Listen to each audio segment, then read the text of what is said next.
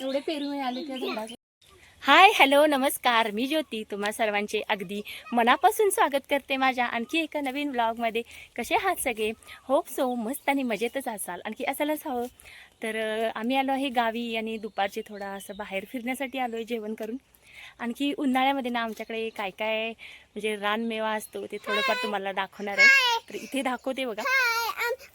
आम्ही बघा. तर आमच्याकडे ना करवंदे म्हणून असा छोटा म्हणजे फळ आहे छोटं. तर ते पिकल्यानंतर खूप छान लागतं, पण आता इथे मी तुम्हाला दाखवते ते अजून पिकलेले नाही आहे. तर हे बघा, हे अजून पिकलेले नाही आहेत. हे असे म्हणजे हे थोडे ब्राऊन कलरमध्ये आहेत. हे पिकल्यानंतर ना ब्ल्यू किंवा असे ब्लॅक कलरमध्ये दिसतात. हे बघा लागलेत. आम्ही हे लहानपणी खूप खायचो आणि पिकल्यानंतर खूप छान गोडसर लागतात. आणि आता नाही म्हणजे हे बघा असं तोडल्यानंतर याचा चीकसुद्धा बाहेर येतो पाहिजे. आणि हे आता असे कच्चे खाल्ल्यानंतर ना असे एवढे नाही चांगले लागत.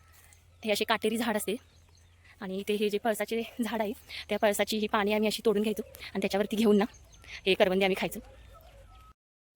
आमच्या घराच्या पाठीमागेच म्हणजे आमच्या घराच्या पाठीमागे जो एरिया आहे त्याला आम्ही परडे असे एवढे पेरू म्हणतो. तर मिळाले त्या आमच्या झाडाचे. परड्यामध्ये ना अजून बघत पेरूचे आहे झाड आहे. अगदी आम्ही लहान असल्यापासून ते झाड आम्ही बघत आलोय आणि त्या झाडाला पेरू लागतात.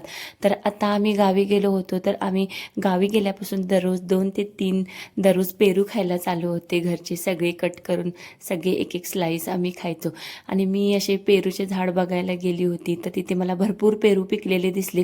तर मी खूप सारे असे पेरू काढून घेतले आणि इथे मला खूप मिळाले. जवळजवळ 7-8 पेरू भेटले.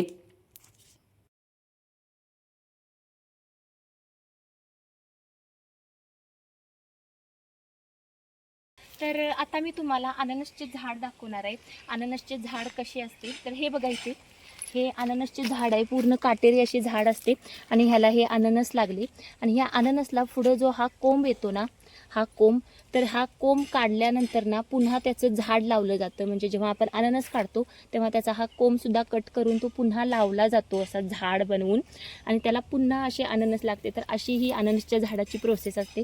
तर आम्ही लहानपणापासून आमच्या घरी अननसची अशी झाडे वगैरे आहेत. तर हे असे असते अननसचे झाड. तर इथे ना आमचे मोठे असे लिंबूचे झाड आहे आणि त्याला भरपूर लिंबू लागलेत, खूप लिंबू लागलेत, अगदी पाना इतकेच लिंबू लागलेत. दाखवते, हे बघा खूप लिंबू लागलेत त्याला. हे बघा,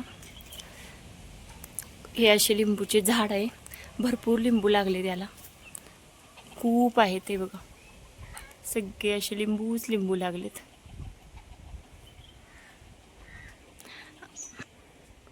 आणखी आमच्या इकडे ना थोडाफार भाजीपाला आहे, तोही दाखवते. तर हा बघा, ह्या इथे मिरच्या आहेत. ही मिरच्यांची झाडे आहेत आणि भरपूर अशा मिरच्या लागलेत इकडे. ह्या पण झाडाला लागलेत, छान अशा हिरव्यागार, मस्त बघून तोडू वाटतात, पण घरात तोडून ठेवलेले आहेत, लागतात म्हणून जेवण बनवण्यासाठी. ह्या बघा, आणखी हे इथे वांग्याचे झाड आहे. ह्याला हे एक वांगे लागले. आणि हे हा इथे ना कारल्याचा वेल आहे. हा बघा असा घरावरती चढलाय. आत्ताच थोड्या वेळापूर्वी याची कारली काढून ठेवली, भरपूर लागली होती.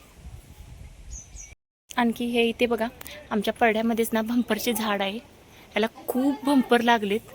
हे जे फळ आहे ना ते मोसंबी संत्री कशी असतात तशी असते.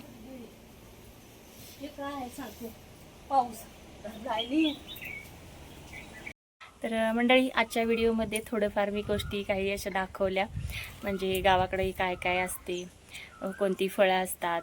तर आमचा हा थोडा भाजीपाला देखील हा मागे दिसतो तो दाखवला. तर चला, आजचा व्हिडिओ इथेच एंड करते. व्हिडिओ आवडला तर व्हिडिओला एक लाईक आणि चॅनलला सबस्क्राईब करा. भेटूया आणखी एखाद्या छान व्हिडिओमध्ये. बाय.